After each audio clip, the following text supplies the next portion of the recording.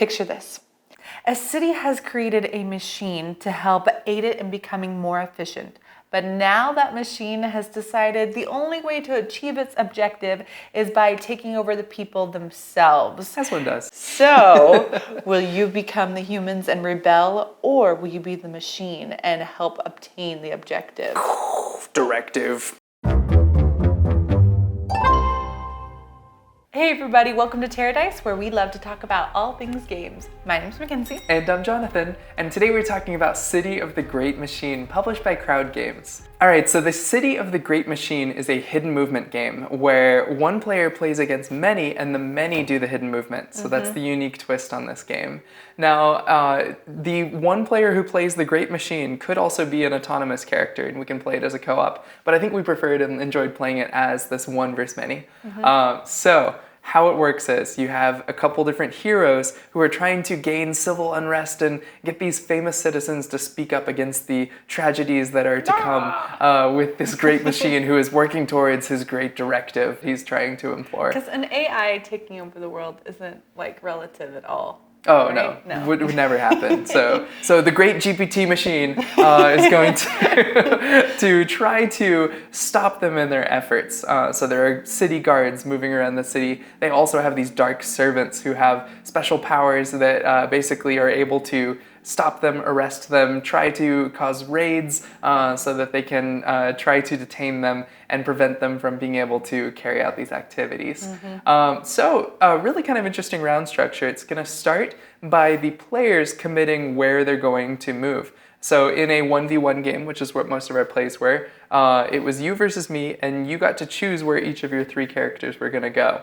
In a 4-player game or a more player game, they can communicate with each other openly. They can't make it too secretive, but they can talk in code. So they can be like, hey, I'm going to the guinea pig here. I'm going to there. Yeah. Yeah? So they would basically try to communicate to make their plans. Now once they've made their plans, they're going to commit those down. And the Great Machine is going to get to take their turn. That's when they're going to go set up for some raids. That's when they're going to go try to figure out, where do I need to send lots of guards? Because once the Great Machine has set up to defend that round, all the players are going to reveal one at a time the things that they're going to do.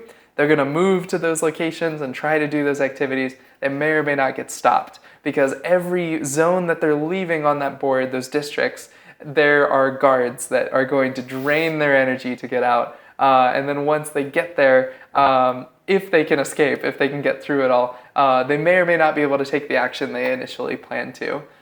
So it's really kind of a game of cat and mouse where they're trying to figure out what to do. I think the whole like bluffing poker aspect was something I didn't know was going to be a part of this game, and like how much it played into like the mechanics as well. Like I played a lot as like the 3 people, and then Jonathan would be the machine, and I would try to be choosing where I'd want to send my citizens next, and I would try not to like look at the spot I was sending them too long. I was like, oh, I have to look at another spot.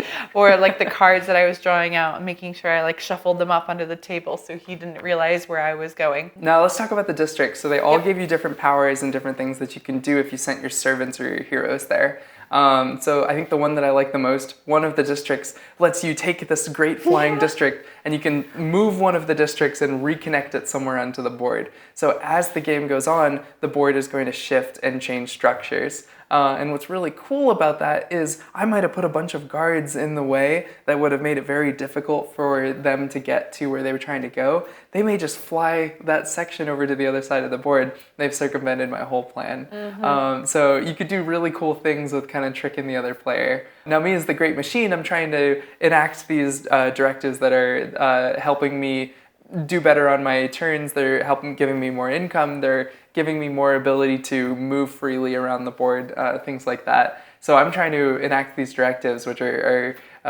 basically getting thwarted by you when you go to the right places. Now, I want to talk about one thing in particular that I love about this publisher. This is the second game we've reviewed from Crowd Games, the first being Bestiary of Sigillum. And in their rulebooks, the amount of love that they put into the lore making, the storytelling, is really top notch. We have this whole like opening section talking about Towards the end of the 19th century, humanity's greatest minds united in an effort to found a perfect city. It has this whole story, has a game overview, it has a lot of storytelling that it goes into.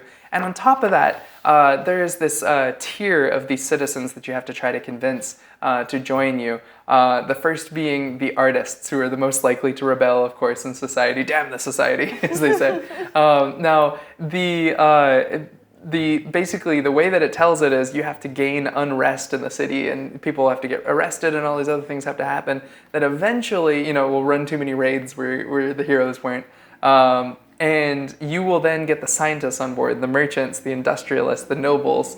And so it has this like whole tiered story approach of like, well, only the most famous citizens are going to join you once you've really caused a lot of unrest. Yep. And I just really love that everything had a meaning and a reason. It was all tied back to theme, and I think that's so important. There is an element of like, some certainty is enough, and you might decide that you want to try to riot.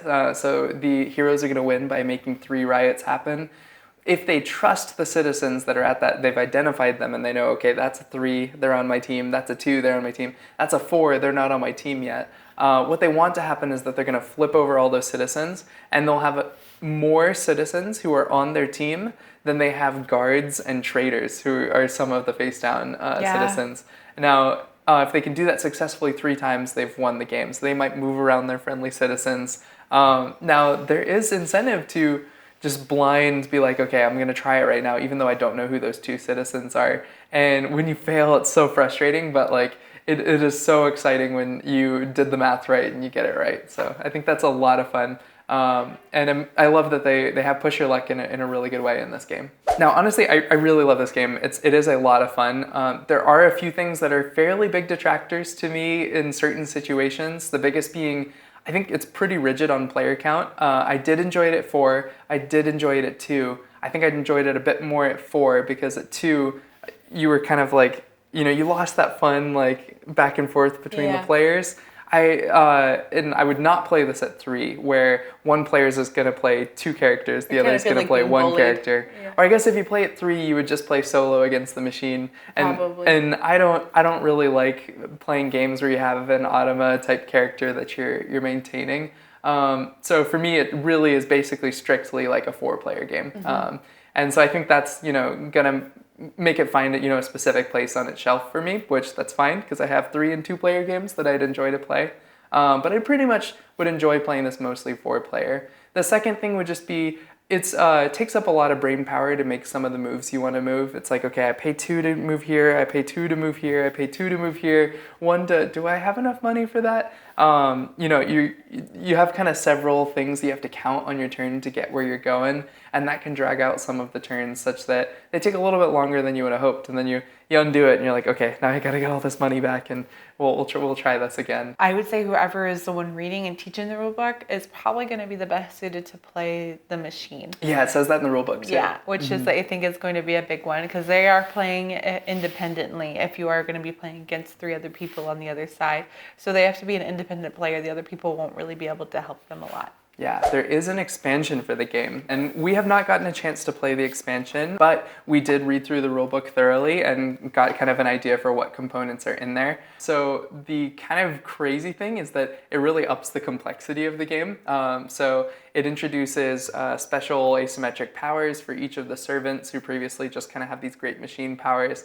It introduces new servants and heroes that have, like, you have an inventor now who's inventing devices, and there's a new die that you can try to, use that invention over and over before it breaks down. So there's kind of cool things there. And then I think, obviously, the coolest looking component from that is this airship. So you have this Zeppelin that can help you move unpredictably around the board. So I did think that those were a lot of fun. I would like to play with them. It's just like a little bit too complex, I think, for us. The variety is there. So the people that like this, like hidden information, crunchy games with like an awesome Victorian steampunk feel, I think they're really going to enjoy this game. And it does offer also a super, what I can tell, like a super great solo mode. So if you're into that solo play, Probably I think it has a lot of like depth. Like if you just want to play solo, or like to have games where you get together with a bigger group, I think this game can offer a lot there. Alright guys, that is our review of City of the Great Machine. Thank you so much to Crowd Games for sending this. We had a great time checking it out. If you liked this video, make sure to like and subscribe and hit that notification bell so you know whenever we put out a new video. And we'll see you next time. Happy playing.